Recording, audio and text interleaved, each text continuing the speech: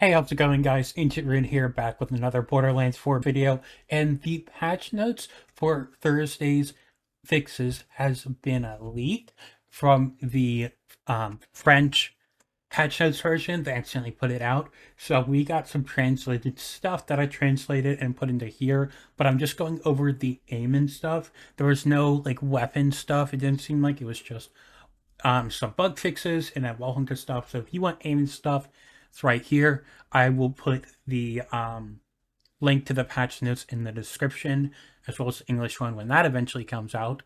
But there's a lot of buffs here, a lot that aren't needed, because Amon isn't really that weak. You just need some fixes to expand his build choices.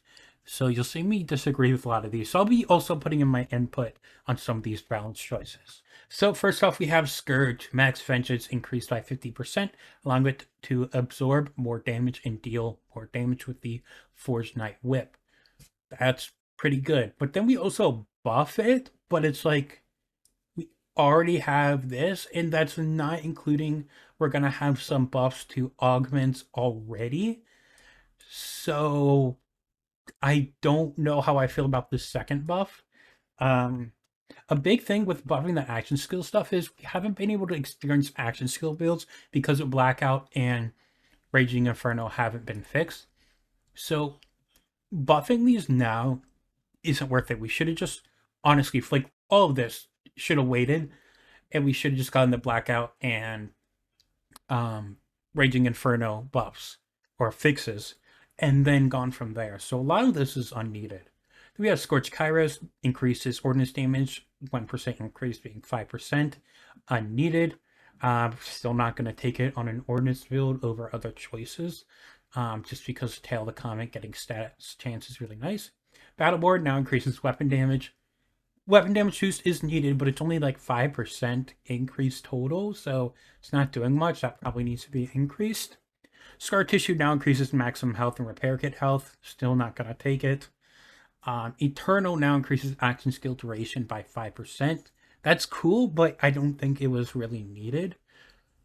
World Breaker damage increased by 50%. This is good, but I think World Breaker just needs a lot looked at before really getting a hold of this. I think it needs some added tags to it to be good, because it has a set damage and it's not like a double dip like its other skills, which we have buffed it here as well. Winter's Kiss now increases damage dealt by 10%, up from 8%.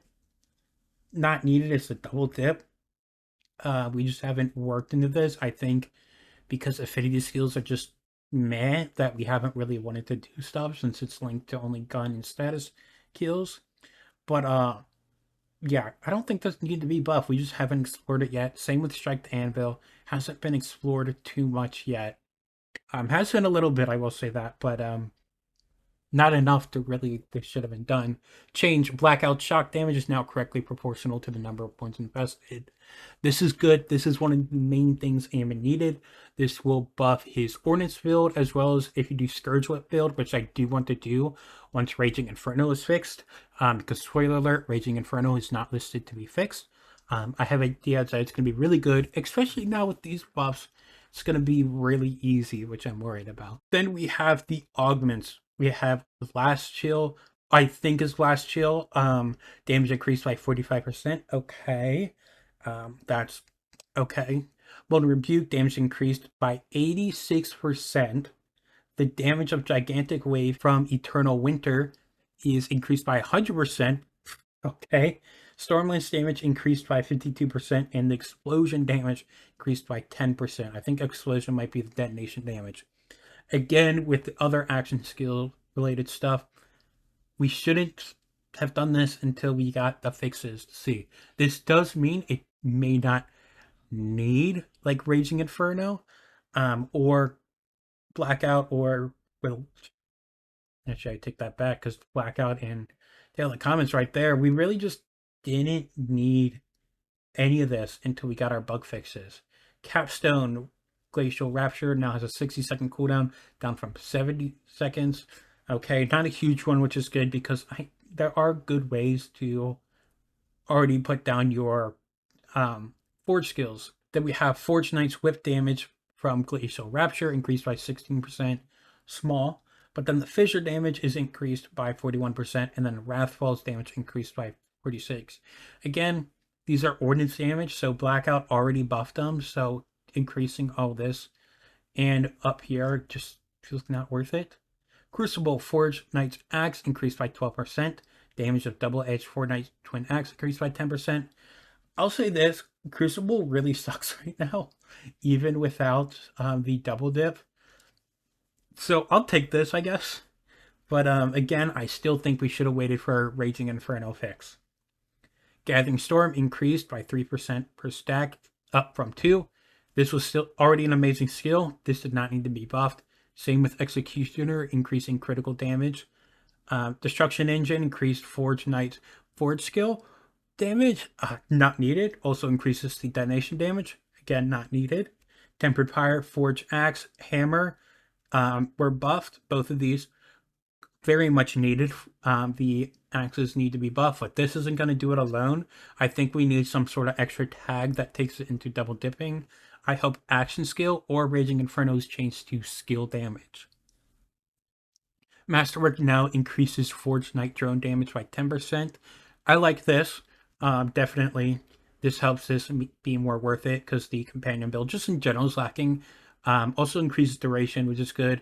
You could already spam it pretty well, so I don't think this was too needed if you just paid attention. Forge Knight, Sword, Tempered Lightning, that's what I think it is. The Sword, Forge Drone increased 13%. Same with these, very much needed. Lightning Rod, Elemental Bolt now deals 40% of damage out, up from 30%. This, unneeded. Already a strong skill. The problem was the 8-second cooldown. You need to shorten that. You could even nerf the damage and then shorten it. That way it could be used in mobbing war. Because you can get 10 out of 5, and now that's a 400% double dipping skill that was before 300% with an 8-second cooldown. And it still has a 25% chance to proc. And if you're using this for like big hits, you're probably doing a low or single pellets, meaning that 25% chance does hurt. Escalation now increases Forge Knight drone's attack speed and movement speed. This is really good because drone's attack speed and movement speed definitely need to be increased. Hone Point now increases Forge Knight's drone critical strike chance by 5%. This is really good because I messed with this and the cooldown just didn't feel enough. Now, we aren't buffing the cooldown return from Hone Point, but we are buffing the critical strike chance, which then leads to it strike critting more, which means to get back more action skill duration. So I am interested in testing this out as well as attack speed, meaning we're getting more hits from drones, 4 chances to crit, and movement speed means we're getting to enemies faster, which means more chances to crit. Freezer Burn now increases ice and fire damage 8%. I haven't really used these skills. I like how they're promoting interactive stuff. I just haven't used it yet, so I'm not really sure how I feel about it. It's just 5% increased elemental damage, so we'll have to see. Cybernetic's Axe and Stone cooldown restoration and ordnance restoration is increased. That was unneeded. It was perfectly fine from what I was testing. Endless War damage taken increased for 20% per prime stack. I feel like this, I guess I'll take it. Helps gun aiming in Green Tree, which means not going Force of Nature, which is the clear meta. So, I'll take it for now. Forge Knight Hammer, Hour of the Hammer damage increased. Same with Blade Tempest. And Blade Tempest also had Explosion boost. Honestly, I feel like these shouldn't have been done. Because, again, Raging Inferno, we have to see how that was done. Then we have Snow Melt damage increased. Storm Surge impact increased. Storm Surge damage increased. Because I know there's like a status effect, so I don't know which one of these is a status effect being boosted. And then Fire Trail of damage for Conflangerang was increased by 100%. Again, without Raging Inferno fixed, we don't know. As you'll see, this was all Green Tree. No mention of Raging Inferno. Hopefully it was just missed in the patch notes because it will be huge for Amon build diversity. Like, it will be a must-have for action skill builds from your class mod or from the skill tree. Now onto Onslaughter. We have the Onslaughter shield regeneration increased. Wasn't needed. It was fine as is.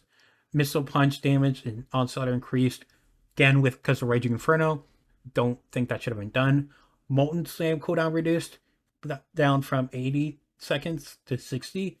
I think that's nice because 60 seconds is a lot less.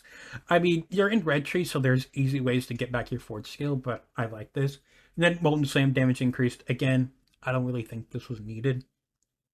Heavy plate increased. Okay, I'm not really taking this with the shield capacity. Wheel of the Storm status damage and duration were increased. This didn't need a buff, it was already good. Titanium Knuckles and melee damage and action skill damage.